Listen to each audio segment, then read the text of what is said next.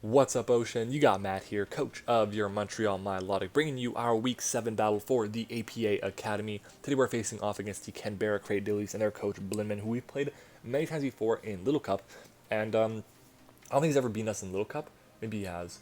No, I don't think he has ever beaten us in Little Cup. But he has beaten us in another league, in the APA as well, with a curse Umbreon that would Tom pass into a white Herb Hitmonlee, which is very terrifying. But that was very scary. But this is not low tiers like that was. This is Ubers, and he's got a very scary team that honestly I think we match up decently with, but at the same time, there's a lot of things that I have to be really worried about. He could honestly bring any of his Pokemon. I wouldn't be surprised if he brought any of them. Yeah, any of them. So that's scary. So just to go ahead and jump into the game here. But before you do, guys, make sure to go down in the description, check him out. His link is down there, just like the rest of the coaches in the APA Academy. Also, while you're down there, might as well go and leave an answer to the common question of the day, which is on the top right of your screen. So without further ado, let's just go ahead and jump right into it.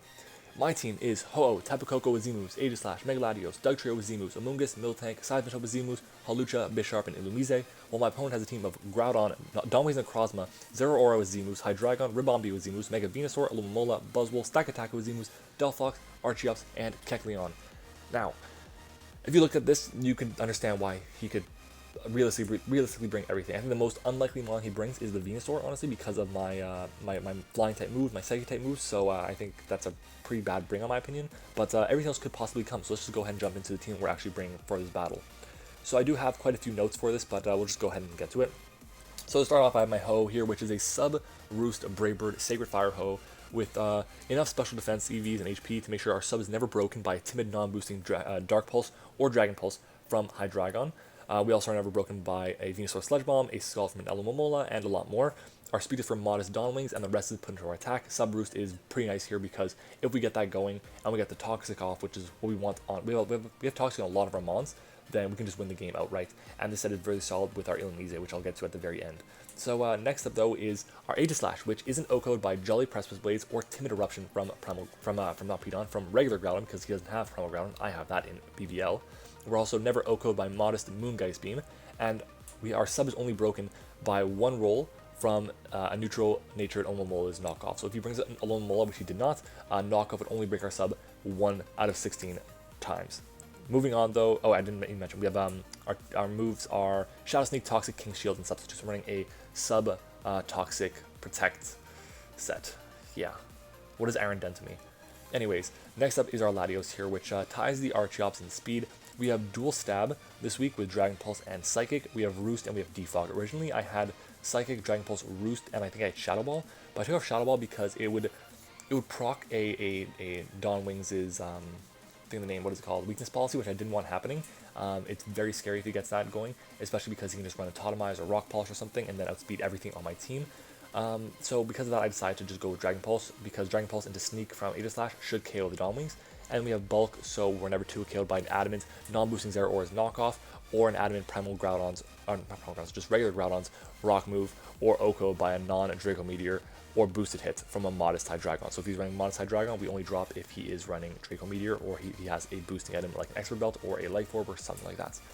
Our next set is our Tapu Koko here, which has speed for the Archeops. We were Z-Grass Knot, but I changed it to Shucka Berry to take Primal Ground hits because 2 Grass Knots should get the KO unless he's like Rindo Berry, Assault Vest, something like that. So yeah, with the amount of special attack investment that I have, we do at minimum 184 HP to Primal Groudon with Grass Knot with a Rindo Berry into Grass Knot without Rindo Berry, which he would need at least 68 HP EVs to have a chance to live. So that's pretty important there. Obviously, he's running a Rindo Berry and an Assault Vest that changes things, but I don't think he would run an Assault Vest. I think Rindo Berry would be his item of choice. So Grass Knot, Thunderbolt, U-Turn, and Toxic here, and with the Shucka Berry, like I said before. Our next mod is going to be our Miltank, which I kind of forgot what the EVs are for. We're running Seismic Toss, Milk Drink, Stealth Rock, and Thunder Wave with Scrappy ability. With the leftovers, this will allow us, I'm pretty sure, to not be taken advantage of by the Dawnwings and Krozma. It's an immunity to Ghost, which is very important, and we can always break a sub with Seismic Toss. We can also always do a good chunk of damage to the Venusaur, and I'm running the Thunder Wave there for his faster mons, for the mons that are kind of annoying to deal with that don't want to get toxic, like the Stakataka maybe. And yeah, moving on though, our next mon is going to be our Illumise, aka Bad Volbeat, which lives 2 Timid Dark Pulses 2 adamant plasma fists and 2 adamant precipice blades, which is incredible. I did not know it could do that, but honestly, Volbeat and Illumise are really underrated. You guys check them out, especially if you're in a points league. They're really solid with what they do, and especially because bugs and the type you're going to be looking at early in the draft, Illumise and Volbeat are really useful. The plan is to set up with these and then baton pass to a threat like Latios or Ho-Oh or Coco, and you're going to see here our set is going to be baton pass, roost, encore, and no, not tail glow, because the thing does not get tail glow, but it gets growth. So growth is basically a workup, but in the sun it boosted by 2, and my opponent just so happens to have a mon that creates sun whenever it enters the field. So I can go for, if my opponent goes for precipice blades on my switch into Volbeat, into Illumise, I'm going to call it Volbeat a lot, trust me, into Illumise, I can encore into that, and then I can set up a growth. It gets a +2/+2, and then baton pass into something like my Ho, which I did that in a mock, and it was absolutely terrifying. The only reason my opponent actually won that game was because, no, he won that game. The only reason my opponent won that game was because the Ho got red carded out by an Alamomola. If he didn't have red card, Ho would have just swept. So that's kind of the play here. Anyways, let's just go ahead and jump into it. That is our team, and we can just hopefully pick up a win here, because I don't want to be continuously going win, loss, win, loss, win, loss that we've been doing the past few weeks. So let's go ahead and jump into it. Looking at his 6, I'm expecting to lead with the Kecleon, and because of that, I think my best lead is going to be with my Coco. Coco, regardless, is a pretty solid lead, but I think I messed up. My lead should have been the Latios. That's what I was saying during the game. I want my lead to be Latios because I think he's going to lead with the Primal Groudon. But I wasn't surprised they lead that off with the Kecleon here, like I said, because Kecleon gets rocks. The fact that he has Kecleon here makes me think he wants to have a more offensive Groudon. So, yeah, I get my Electric Surge going. In comes the Kecleon versus my my Coco. I'm just going to fire off a Toxic here. And this is going to make it so that he loses out on a lot of recovery. If he wants to go for the recover, it's not going to be as helpful to him. I expect him to just get up a rocks here. I also expect him to kind of just switch out into the Groudon, kind of half-heartedly, but he doesn't. He stays in, which kind of sucks because I would love to Toxic the Groudon. But anyways, he goes for the Stealth Rocks here, and I don't really know what he's going to be doing exactly. I'm just going to go for, I believe, the Thunderbolt here, if I'm mistaken, right? So go for Thunderbolt here. T-Bolt comes out, yeah, T-Bolt comes out. I don't know what he does here. I can't even remember. Yeah, so we do it like 50%, which is great. Because he revealed that he's rocks, he's not Assault Vest. He also revealed to be red card on this thing, so I guess that's for the Hawlucha, as he tosses me with my Illumise. So we're going to take rocks here, and we're going to take the attack he goes for, which is the knockoff, which is probably the worst move he could have gone for, because we are going to be losing our leftovers, which takes it so that we can potentially drop to a Adamant Plasma Fist from a Zeraora. Yeah, but at this point in time, I'm just going to go for the Roost here, because there's really nothing I can do. I just have to stall him out, and I just kind of want to know what he's going to go for. As he went for the knockoff, I just wanted to recover back the HP. So he goes for Stealth Rocks here, which is surprising.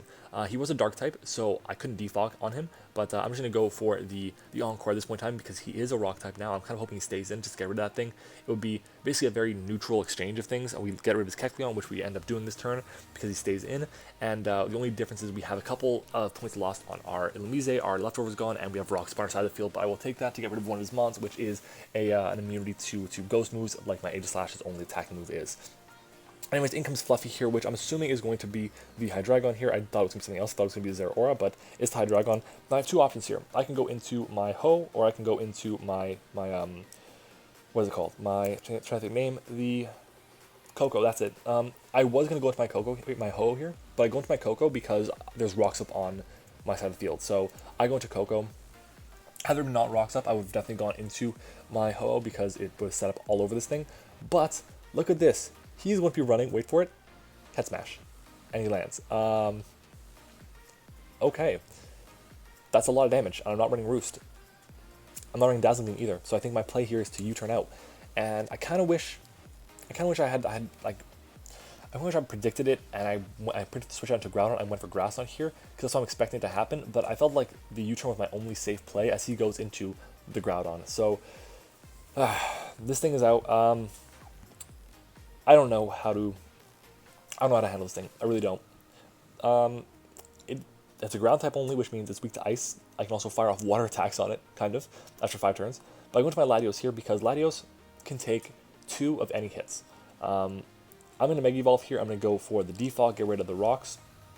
And then I'm going to figure out what type of attack this thing wants to go for. If he goes for a rock move, great. If he goes for Hidden Power Ice, that's fine by me as well. I should take 2 of those. But Defog is going to come out. We're going to get rid of the rocks, which is fantastic. So our Ho can come in for free now, which is very good because Ho is our win con this game. And it also helps our Illumise a lot, take hits. But for some reason he's running Dragon Claw, which makes sense. now that I'm looking at it, but I do not think he would have room to run it at all. There's no reason he should have had room, but again, he's probably not running a setup. He's probably not running rocks because he had rocks on the Kecleon.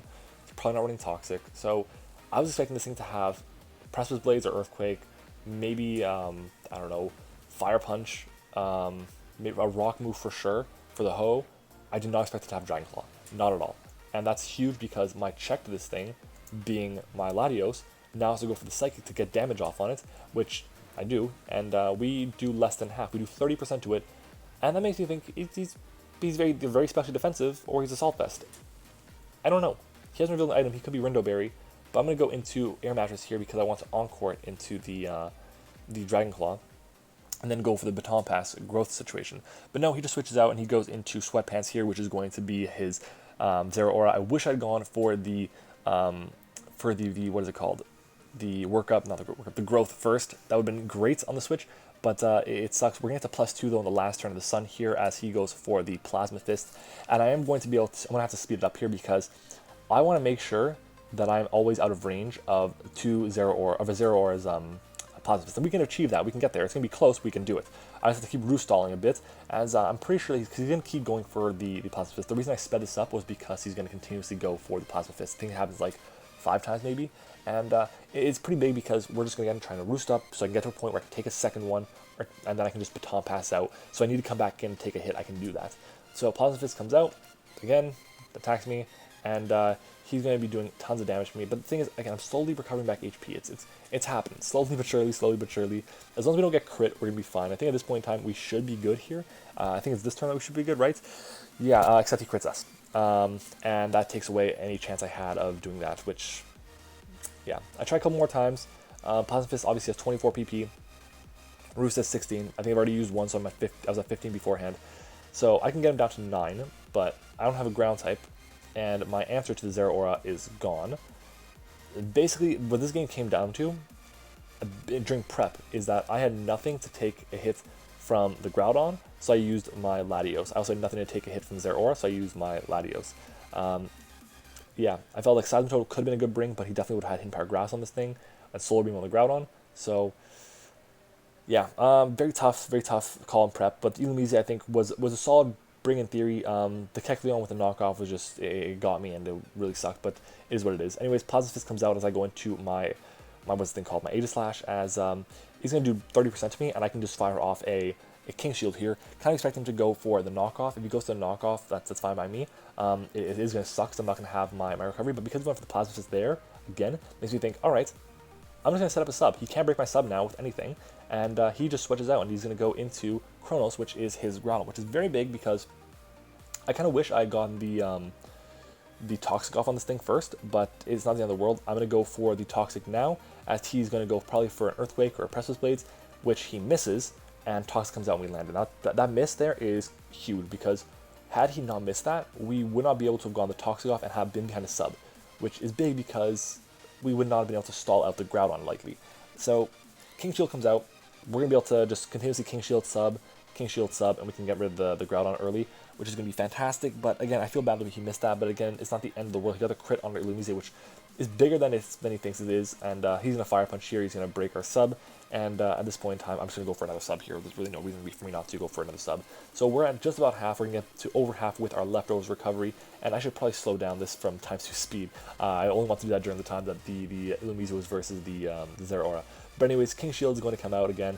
I was kind of hoping he wouldn't switch out, which he does not, which is fantastic, because now the Groudon goes down to the Toxic stall. So Sensei Aaron taught us well, and down goes the Groudon to the Toxic stall. So that's hilarious. But yeah, and Blin's on Aaron's team, I'm pretty sure. That's just, I find that funny. But anyways, so down goes the Groudon, and I think we still have a good shot at this because we're at +2 with our Aegislash. Now, I make a big misplay here.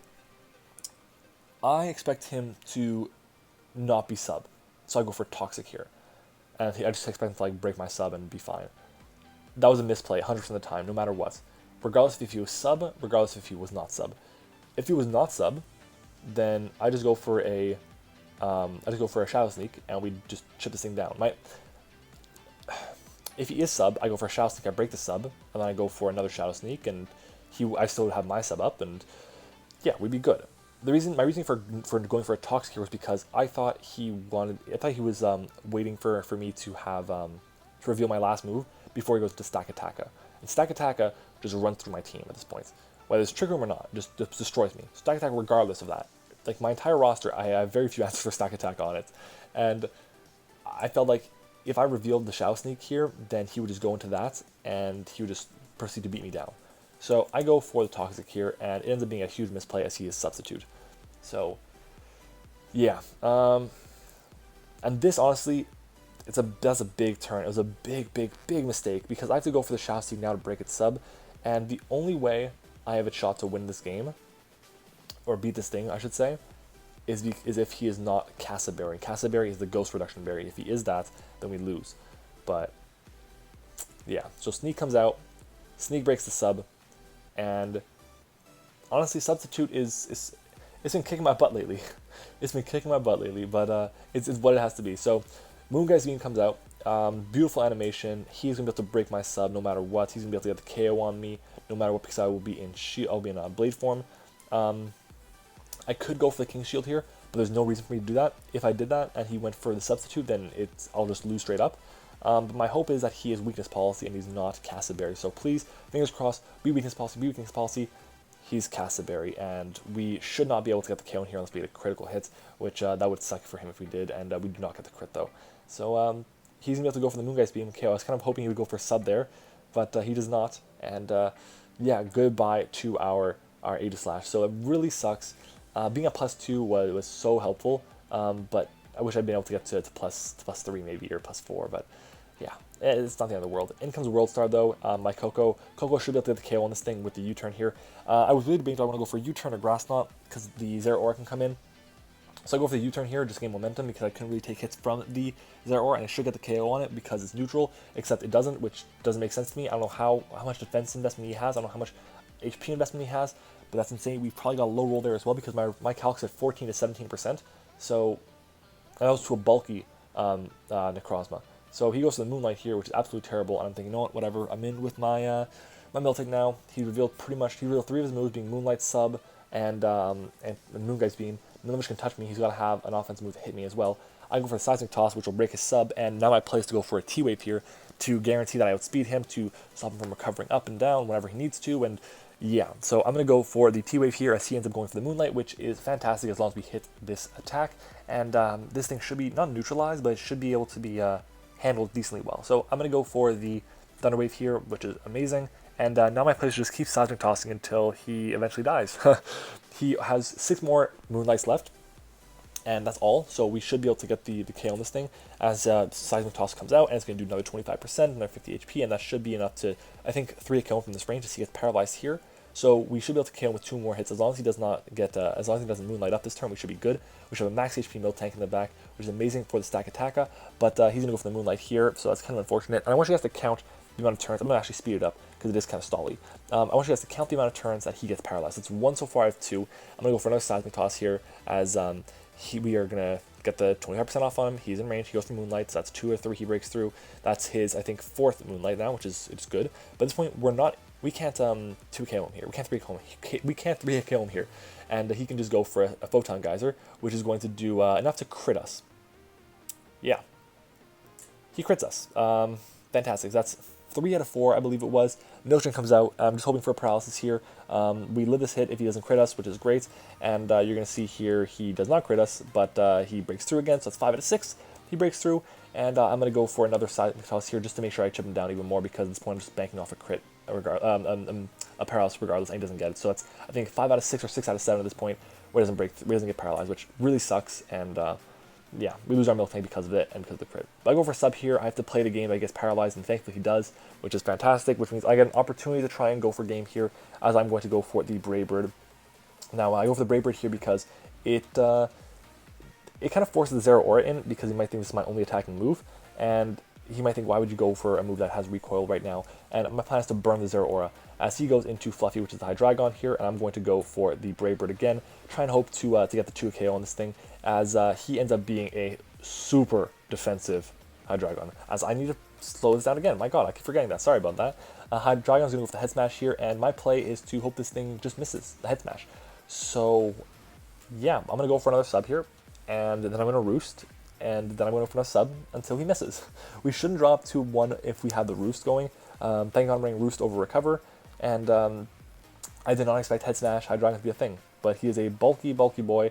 I need to be behind a sub. I have to beat the Zero Aura. I absolutely have to. It's non-negotiable.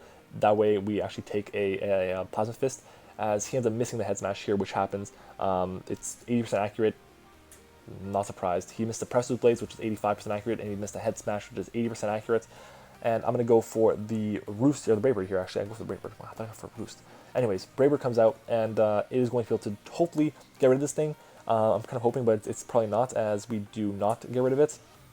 And he's going to be able to go for a head smash here, and he misses again at this point in time. I'm thinking, like, I really want to roost up, but I can't risk it. He's gonna land in the next one. It's so unlikely that he misses 3 in a row. I think I just have to go for the head smash, not head smash, the Braybird here. So for the Braybird, and at this point, I don't think I revealed roost. Maybe I did, maybe I didn't. If I did not, then that's big, because I can then like bluff the Earthquake on this set and get rid of the Stack Attacka, and also get rid of the what's it called, the Zero Aura. And honestly, at this point, I'm kind of wishing I was Earthquake, because all he has left are Pokemon that are weak to Earthquake. So that sucks. But anyways, in comes Sweatpants here. I gotta hope for a burn here with the Saber Fire. It's 50% chance to burn him, and if I do get the burn, it's gonna be really big, as he goes for the Plasma Fist, and he's going to break our sub. If we do burn him here, then I can go into my Volbeat, my Illumise, which will always live the hit from an adamant Zero Aura. I think we're at 47 HP, and he does 42 max if we get the burn. So Sacred Fire comes out, and you're going to see he does over half as we burn him, which is amazing. The only thing is we cannot guarantee that we live this next hit, so I'm going to switch out. I'm going to kind of hope that I can just Baton Pass around this thing and then get back into my Ho, and then burn the Stack Attack as well, and just chip that down with Roost and Sub and stuff like that. So that's my play here. But anyways, I go into Air Mattress. I have my Coco left, and I have my Illumise left, and I have my Ho left. So Plasma Fist comes out. Like I said, he does 42% max with this hit if he's adamant natured and non-boosting, and we're able to live the hit, as I believe he gets a max roll there, and I can now go for the Roost, or I think I go for the Roost, yeah. But honestly, my play should have been to Baton Pass, because he goes into Stack Attacka. He knows what my moveset is. My play should have been to go for the Baton Pass and go into my my Ho. So that should be my play. I messed up there, but it's not the end of the world. I kind of have to hope that he misses a Stone Edge here or something, as I can go for the Baton Pass.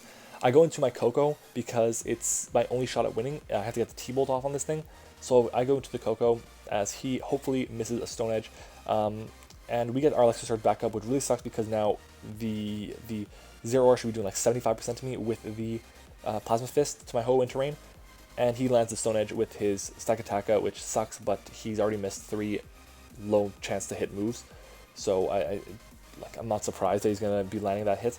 I go into my Ho here. My play again is to sub up and just roost and sub and roost and sub and roost and just be an annoying bitch, and yeah, hopefully end up behind a sub with a KO on this thing. The only thing is he got the attack boost, which makes things really tough, because even if he's burnt, he should still Oko me with the Stone Edge.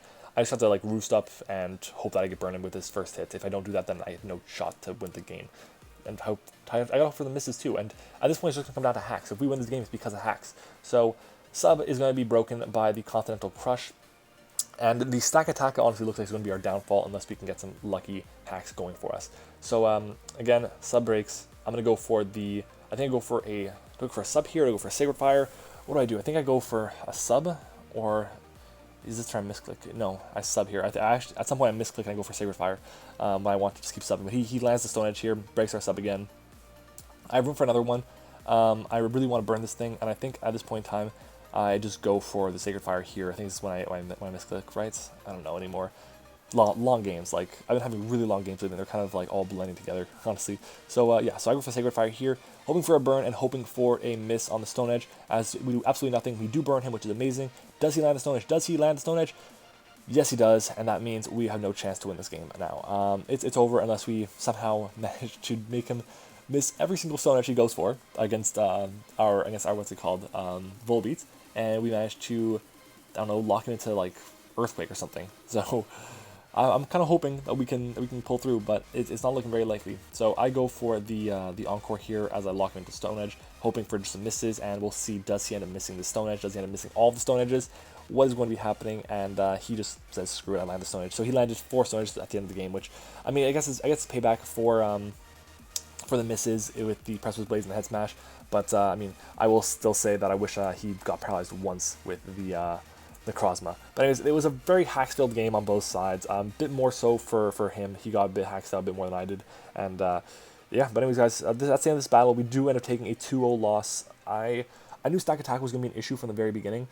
I regret going for the Toxic on the Necrozma.